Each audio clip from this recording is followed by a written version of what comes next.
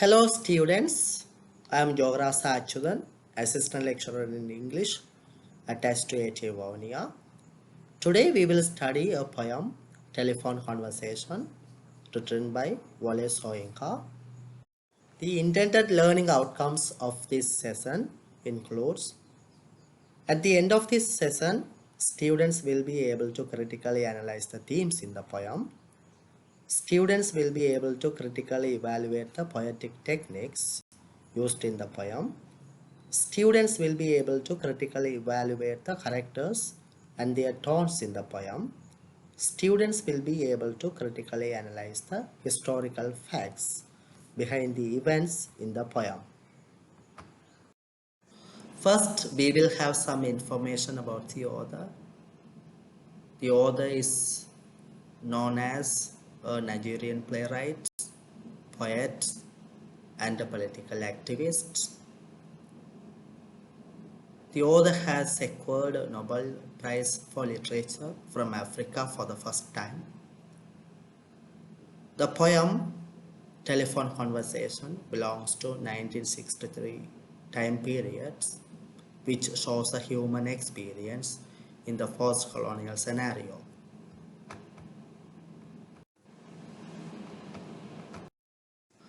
When we analyze the biographical information about the author, Soyinka has moved to England in the late 1950s.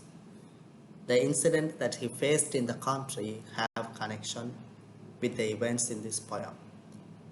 When we analyze the structure of this poem, the poem has been written in one stanza using free verse. The poet uses first-person point of view throughout this poem. The tones such as disappointment, anger, disgust, humor, and sarcasm predominantly prevail in this poem. Let's read the poem together.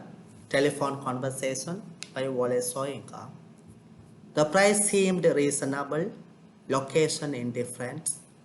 The landlady swore she lived off premises. Nothing remained but self-confession.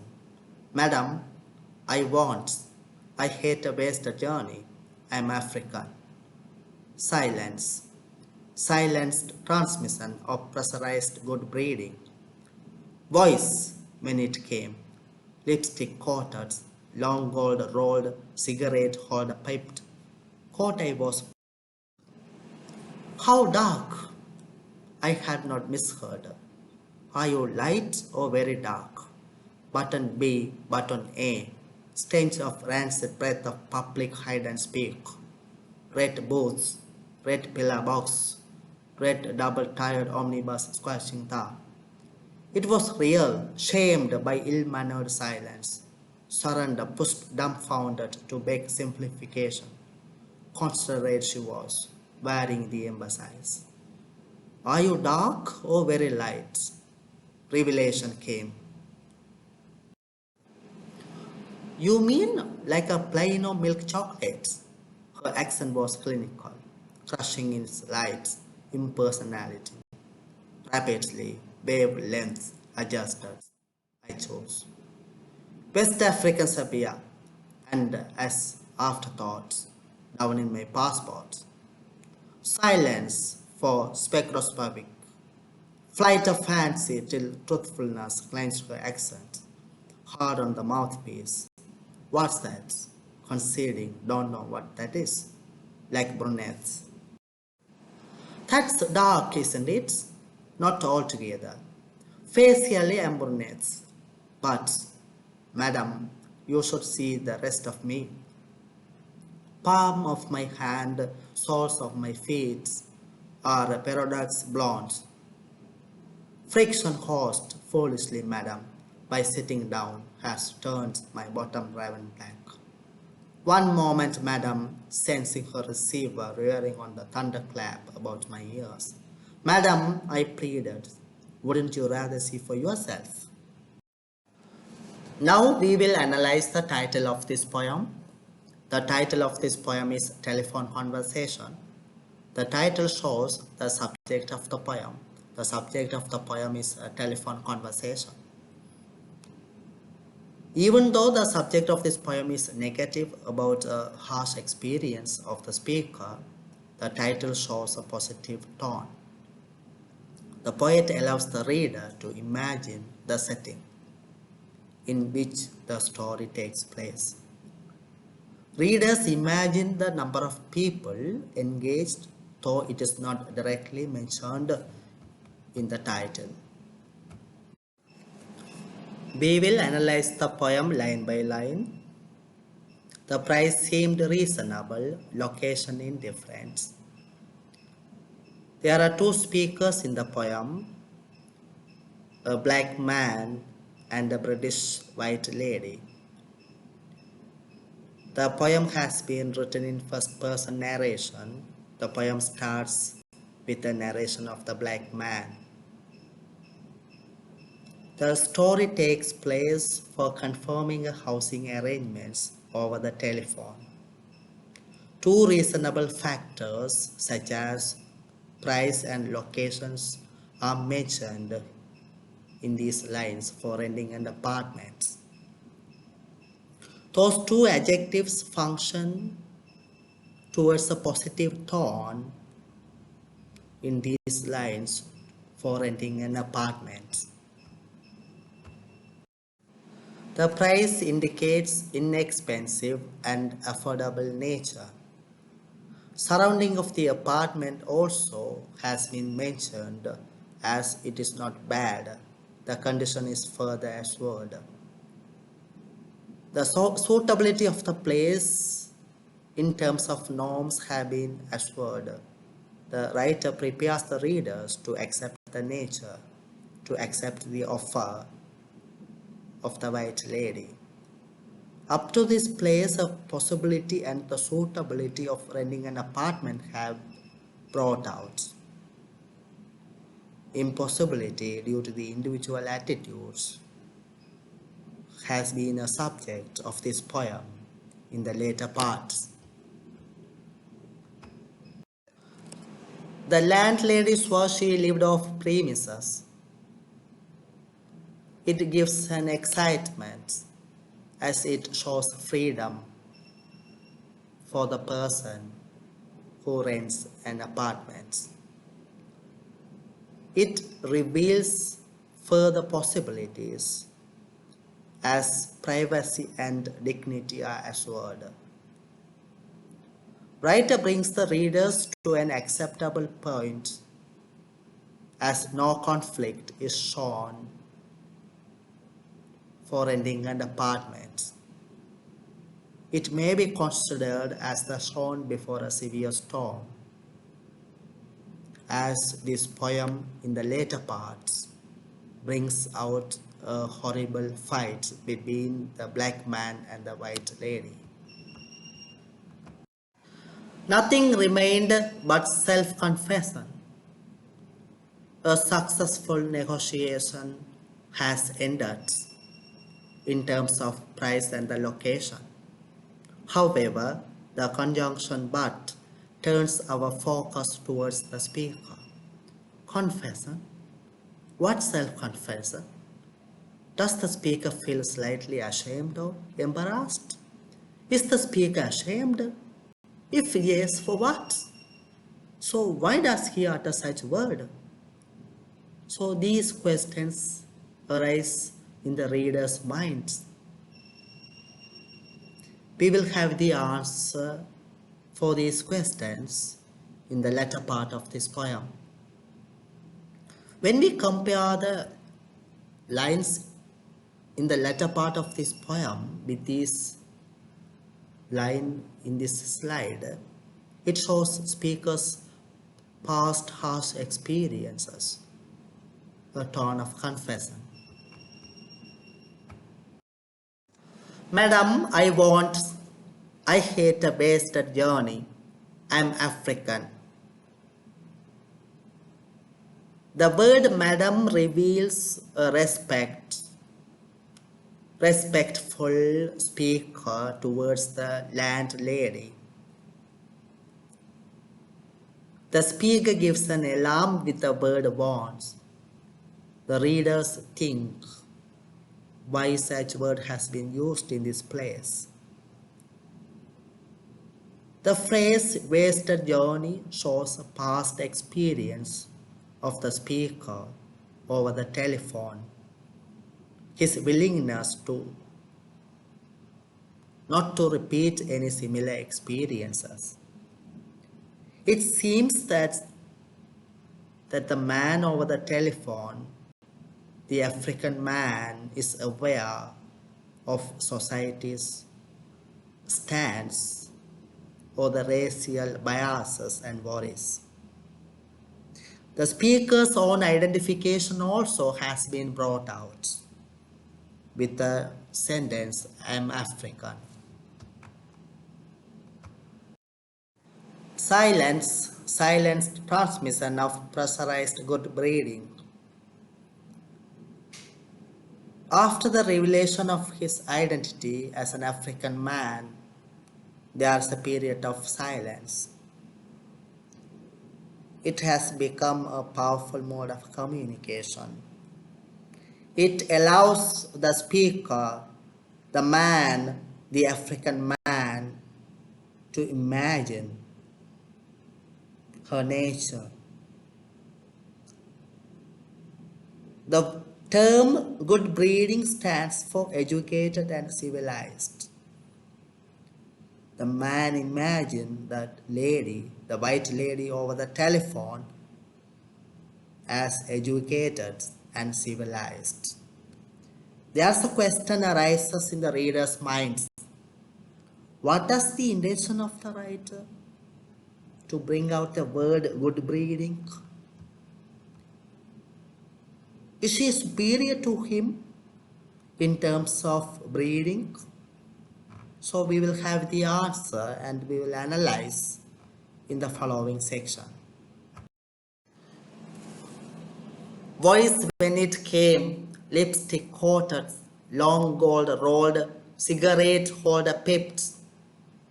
The dictions used in this place brings out an effective visual imagery. After the silence, when the lady starts to speak, it has been powerful.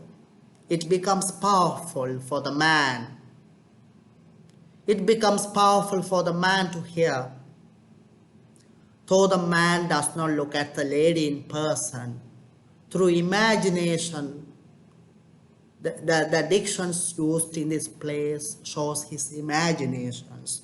That imagination shows the social class of the lady, which may be superior to the speaker.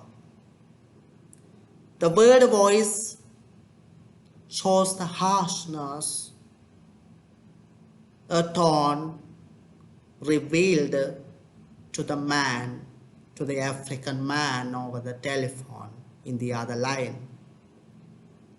The lady in the poem has been portrayed as an authoritative figure. Thought I was fouling, the disgusted speaker has a doubt whether he has been humiliated by the lady after his revelation as an African man. How dark! I had not misheard. Are you light or very dark? The doubt has been confirmed here as the lady repeats her questions with the word how dark. The reaction of the landlady when she hears the confession and when he hears the utterance of the African man and the identification of the man has been revealed. The word African stands for darkness, symbolically in the mind of the lady. The verification of the landlady in order to find his true color has been portrayed. The verification of the African man also has been portrayed as earlier he had doubts, but now it has been verified that she had the same mentality. a similar mentality of the people whom he met in his earlier situations. How dark! I had not misheard. Are you light or very dark? Is she a symbol of the so-called white people of good breeding? This question arises in the reader's mind as well. Though she has been portrayed as an educated, decent, civilized lady, her shallow mind attitudes of discriminating people because of their color has been portrayed. She has been portrayed as a lady harboring racial discrimination towards the black people. The speaker, the black man, can imagine the white lady through her words, through her voice, by hearing her voice over the telephone, her stance towards the black people. How dark! I had not misheard. Are you light or very dark? The poet satirized racism in this place. The landlady's ignorance has been brought out. The ignorance of a similar human, a fellow human. There's a question arises in the reader's mind that whether she has humanity towards a fellow man. Presence of racial discrimination at the individual level in the society has been clearly brought out in the line. The repetition of the words dark shows that she is careful in not using the taboo word black. We see that she does not use the word black here anywhere in the poem, anywhere in her conversation. Instead, she asks an indirect question on the degree of darkness. It shows her mentality. It shows her attitudes towards black people. Also, it shows her two faces. Her face in private and her face in public. Button B, button A. According to the speaker, according to the African man in this poem, humanity has been reduced into machines. He is not respected. He is not treated equally. The lady treats him differently due to his skin color. The writer brings out the immediate surroundings of the speaker into this poem. The immediate surroundings of the speaker contribute to the themes of the poem. The black man has no choice. He has to select himself, or he has to identify himself with a machine, not with a fellow human. It exposes the hypocritical nature of white individuals in the society. Also, it shows the attitudes of whites towards the black people in the society at the time. Stench of rancid breaths of public hide and speak. The reaction of the black man has been portrayed.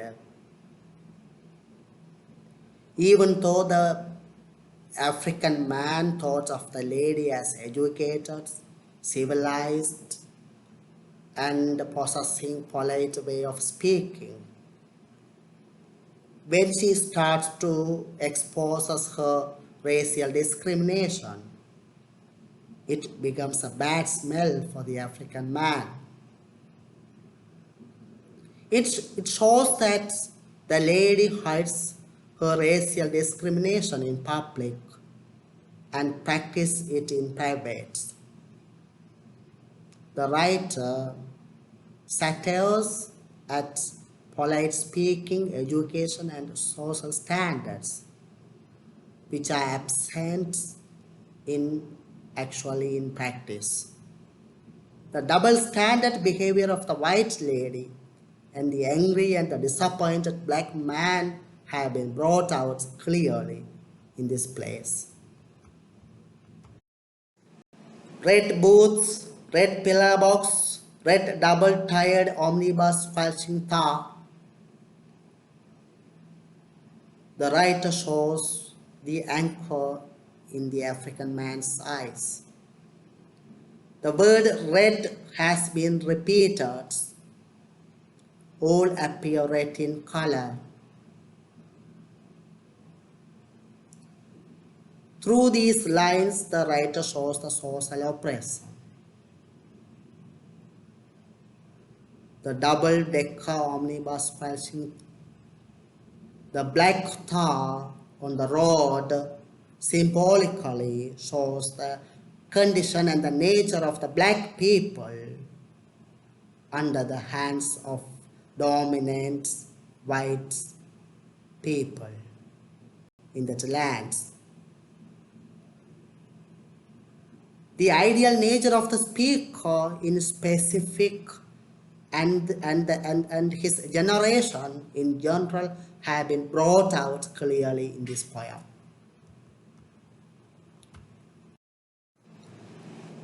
It was real, shamed by ill-mannered silence. Surrender, pushed dumbfounded to beg simplification, considerate she was, wearing the emphasis. Are you dark or very light? Revelation came. The varying interpretation of racial remarks has been brought out here. The landlady continues her questions. She does not stop asking questions. She does not stop finding her answer. The color of the man, the color of the African man, the true color of the African man.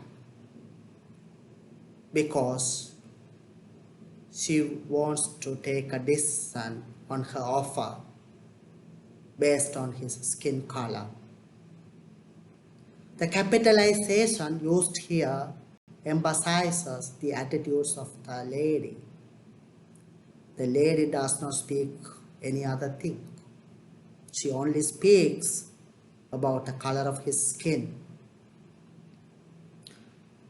The question has been repeated. It shows her mentality, her shallow mentality. You mean like plain milk chocolates? Her accent was clinical, crushing its light impersonality. Rapidly, wavelengths adjusted. I chose West African sepia, and as afterthoughts, down in my passports.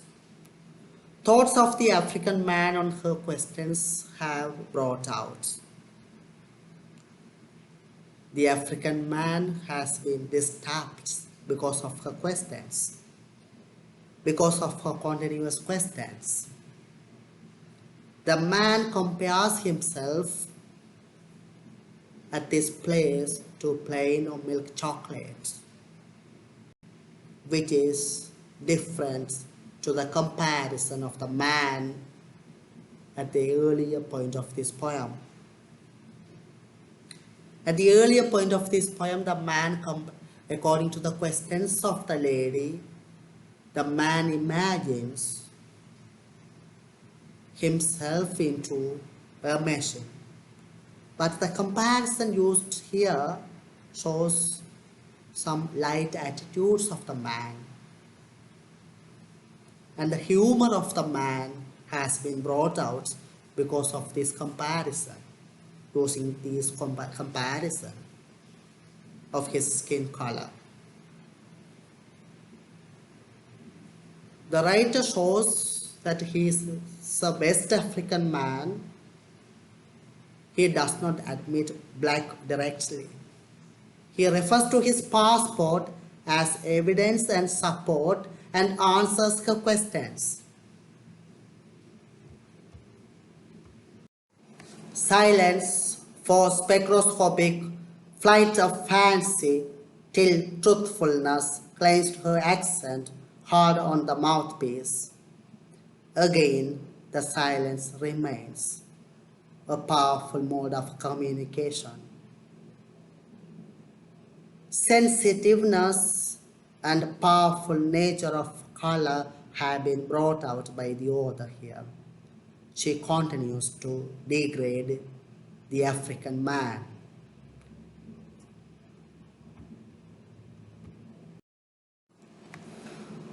What's that?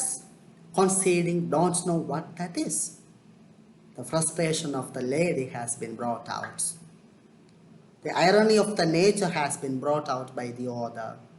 Even though the lady has been educated, she finds difficulties. She struggles to understand exactly what the African man says. Like brunette, the African man plays with different words. It shows his linguistic capacity over the incidents. Even though the situation is difficult and sad for the man, he plays with his power of words.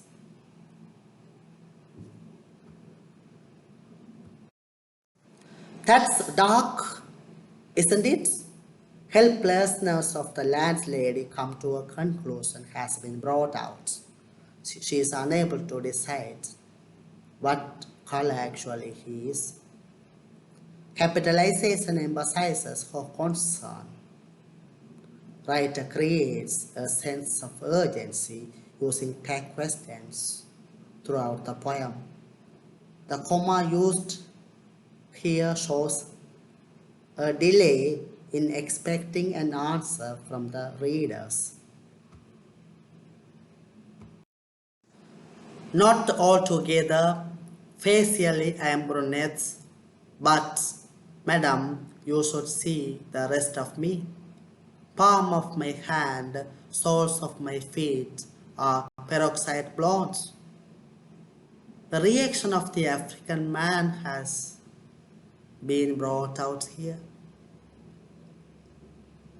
The courageous man to overcome the oppressing situation has been clearly portrayed.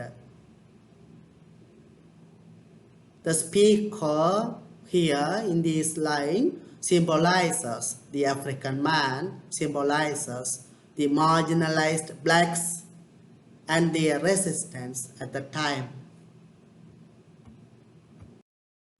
Friction host, foolishly, madam, by sitting down, has turned my bottom raven black.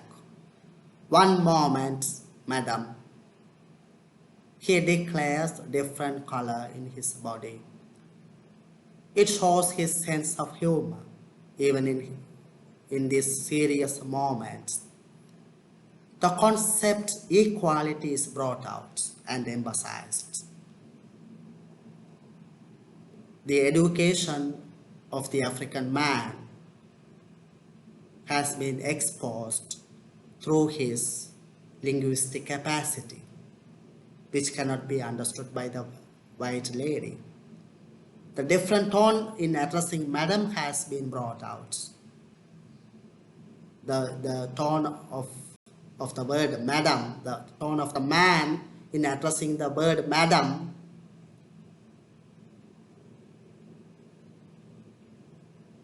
can be compared with the tones of the man when he is using madam in the other parts of the poem. Sensing her receiver rearing on the thunderclap about my ears, Madam, I pleaded, wouldn't you rather see for yourself? The courageous question of the man shows his resistance against such oppression. Bitter and how brutal and devastating for a man at that time has been brought out here. A sense of anger due to the disturbance also has been brought out. The landlady got angry of the man. She got angry at the man, and her behavioral patterns also have been indirectly portrayed and brought out here. The poem shows the uncertainty of blacks, uncertain future of blacks due to racial discrimination. The poem shows how broader level decision making affects the conditions at macro level. Also, the poem brings out the tones such as anger and frustration towards the racial discrimination at the macro level of the society. The poem also portrays how white community dominates and insults the minor African community at the time. Again, we will have a reading of the poem. The price seemed reasonable, location indifferent. The landlady swore she lived off premises. Nothing remained but self-confession. Madam, I hate a wasted journey. I am African. Silence, silenced transmission of pressurized good breeding. Voice when it came, lipstick coated, long gold rolled, cigarette holder pipped. Caught I was foully. How dark! I had not misheard. Are you light or very dark? Button B, button A, stench of rancid breaths, of public hide and speak. Red boots, red pillar box, red double-tired omnibus squelching tar. It was real, shamed by ill-mannered silence. Surrender, pushed, dumbfounded to beg simplification. Considerate she was, wearing the emphasis. Are you dark or very light? Revelation came. You mean like plain or milk chocolate? Her accent was clinical, crushing its light impersonality. Rapidly, wavelength, adjusted, I chose. West African Serbia, and as afterthoughts, down in my passport. Silence for spectroscopic flight of fancy till truthfulness clenched her accent hard on the mouthpiece. What's that? Conceding. Don't know what that is. Like brunettes. That's dark, isn't it? Not altogether. Facially, I am brunette.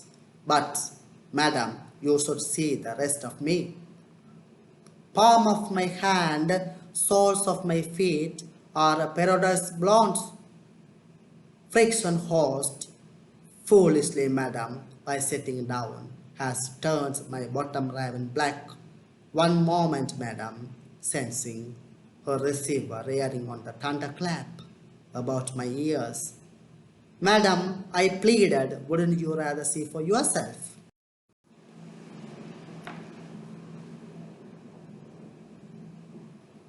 Let's have the summary of our session. Today we studied the poem Telephone Conversation written by Wallace Soyinka.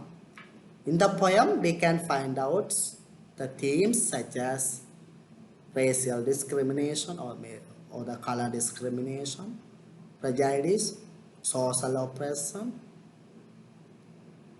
We can see the techniques such as irony, imagery, simile, metaphor, symbol, capitalization, repetition, satire, and questions. Through various characters, we can see various tones, different tones at different situations. The tones include anger, disappointed, degraded, humor, humiliated. When we analyze the language used in the poem has been written in free verse using a number of tag questions. The poem has been written in dialogue forms.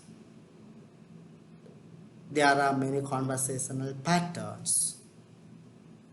So it is the summary of our session. We are about to wind up this session. Please reread the poem and take your past paper questions and practice it to secure good grades in your examinations. Thank you.